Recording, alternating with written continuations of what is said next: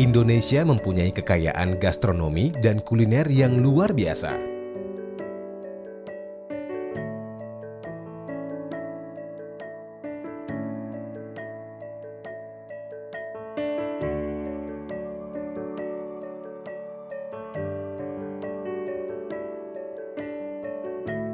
Kekayaan ini jugalah yang mendukung subsektor kuliner menjadi salah satu penyumbang terbesar produk domestik bruto negara. Pemanfaatan potensi ini secara menyeluruh dan global akan semakin meningkatkan perekonomian dan memperkuat penjenamaan bangsa Indonesia di mata internasional. Dengan gastrodiplomasi, diharapkan masyarakat internasional dapat terpikat serta mengenal budaya dan identitas bangsa Indonesia melalui pengalaman mereka mengeksplorasi gastronomi Nusantara. Berbeda dengan food diplomasi dan kulineri diplomasi, gastrodiplomasi ditargetkan langsung kepada publik atau masyarakat umum suatu negara.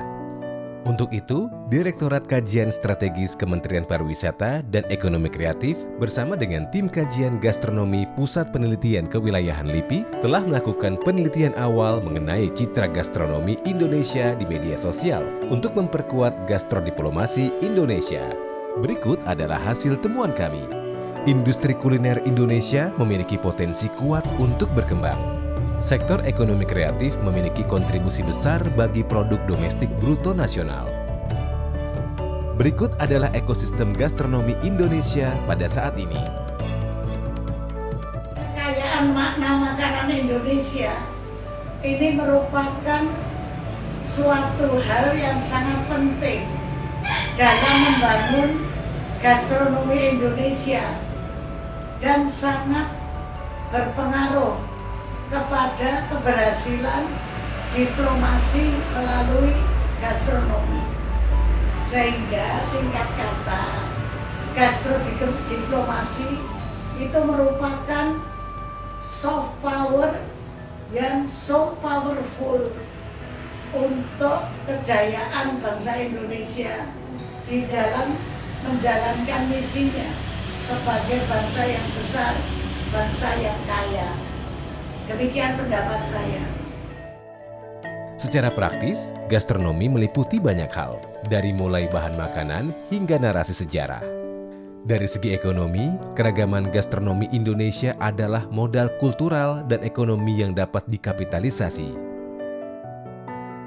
Di sisi diplomasi, gastronomi dapat menjadi alat diplomasi di berbagai bidang seperti diplomasi publik, diplomasi ekonomi, dan diplomasi budaya. Stakeholders dalam ekosistem gastronomi Indonesia dapat dilihat dari diagram pentahelix ini, di mana media kini memegang peranan yang cukup penting. Kemenparekraf perlu melakukan penguatan brand awareness dan brand image dengan menambah influencer sebagai salah satu aktor penting dalam promosi pariwisata dan kuliner Indonesia. Kini, media tidak hanya berperan sebagai alat penyampai informasi, tetapi juga sebagai wadah pelaksana aktivitas dan kegiatan gastronomi, terutama dalam menjalankan promosi kuliner. Media juga merupakan mitra strategis bagi pemerintah dan pemilik bisnis untuk komersialisasi, promosi, dan juga distribusi. Adanya kemajuan teknologi informasi, media sosial memberikan pengaruh besar dalam bisnis pemasaran dan promosi produk-produk kuliner berbagai negara di mancanegara. Di Indonesia, media sosial memiliki posisi penting karena Indonesia menempati posisi ketiga sebagai negara pengguna media sosial terbesar setelah Cina dan India. Dan populasi pengguna media sosial di Indonesia mencapai 198 juta orang. Ini merupakan kekuatan bagi kita untuk melakukan gastro branding melalui media sosial. Sebagai agent of change, sosial media dapat membawa perubahan dalam banyak hal, termasuk dalam mempengaruhi minat konsumen dalam memilih makanan. Di mata media, rendang berada pada posisi nomor 1, lalu diikuti dengan nasi goreng sebagai makanan terlezat versi CNN Travel 2017. Sate juga dinobatkan sebagai makanan terlezat nomor 14 dan terdapat 7 jajanan pasar Indonesia lainnya yang masuk dalam kategori Food Master List versi Wall Street Food Congress tahun 2017. Kebijakan Kemenparekraf yang mengusung 5 jenis makanan sebagai ikon kuliner Indonesia ke mancanegara juga turut memperkuat gastronomi Indonesia melalui media. Pengembangan bidang pariwisata juga dapat mendorong sektor kuliner guna meningkatkan citra Indonesia dan meningkatkan kesejahteraan masyarakat lokal. Dari data tersebut, Singapura, Malaysia, dan Thailand masih menjadi destinasi favorit wisatawan mancanegara jika dibandingkan dengan Indonesia. Berdasarkan peringkat daya saing pariwisata, Indonesia masih berada pada urutan ke-42 dari 136 negara di dunia. Kementerian Pariwisata dan Ekonomi Kreatif dapat menunjang pembangunan destinasi pariwisata nasional dengan memperkenalkan kuliner dan produk makanan lokal Nusantara ke wisatawan mancanegara. Berikut adalah data wisatawan mancanegara yang berkunjung ke Indonesia.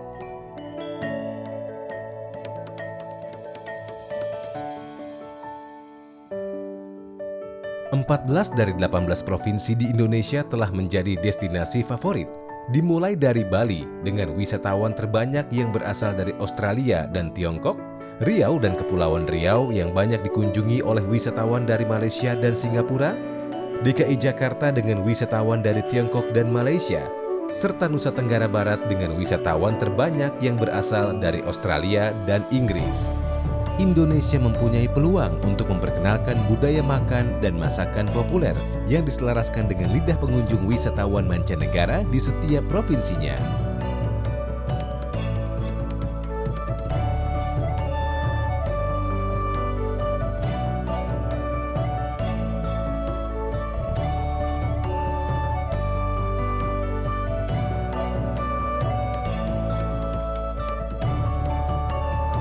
Masakan khas daerah ini dapat dikomodifikasi menjadi bagian dari kegiatan pariwisata dengan mengimplementasikan nilai-nilai dan membentuk lokus-lokus gastrotourism dan gastrodestination. Semakin besar kontribusi sektor pariwisata terhadap sektor kuliner lokal, maka akan semakin meningkat pula pendapatan ekonomi dan tingkat kesejahteraan masyarakatnya. Seperti diketahui, bisnis kuliner saat ini memusatkan pemasaran mereka melalui media sosial dengan target generasi milenial dan generasi Z yang merupakan pengguna terbesar media digital. Hal ini juga didukung dengan sikap generasi Z yang sangat antusias dalam mengeksplorasi makanan. Di Indonesia sendiri, profesi seperti content creator, influencer, dan video explainer menjadi profesi yang kian diminati. Bahkan banyak dari generasi Z yang bercita-cita menjadi YouTuber, gamers, food influencer, fashion influencer, dan pekerjaan lain yang berkaitan dengan industri kreatif yang memanfaatkan media digital ini. Hal ini terjadi karena media sosial terbukti memberikan ruang berekspresi bagi mereka yang tidak memiliki platform khusus untuk bersuara dan mengungkapkan aspirasinya. Makanan bukan hanya bagian dari industri pariwisata, tetapi lebih dari itu. Citra makanan dapat menjadi daya tarik utama pengembangan kuliner pariwisata tersendiri yang dapat sekaligus merepresentasikan suatu negara. Teknologi informasi telah memudahkan terjadinya pergerakan orang, barang dan jasa, termasuk di dalamnya produk makanan dan minuman.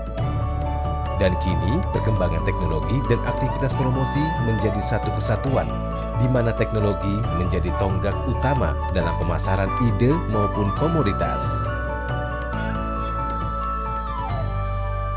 Berdasarkan profil wisatawan mancanegara yang berkunjung ke Indonesia, rata-rata mereka berusia antara 25 hingga 44 tahun. Sangat lekat dengan aktivitas digital dan menjadikan dunia digital sumber informasi utama. Berdasarkan hasil telusur data, perbincangan mengenai Indonesia Food di media sosial masih tertinggal dibandingkan perbincangan tentang Thai food, Vietnamese food, Korean food, dan Chinese food.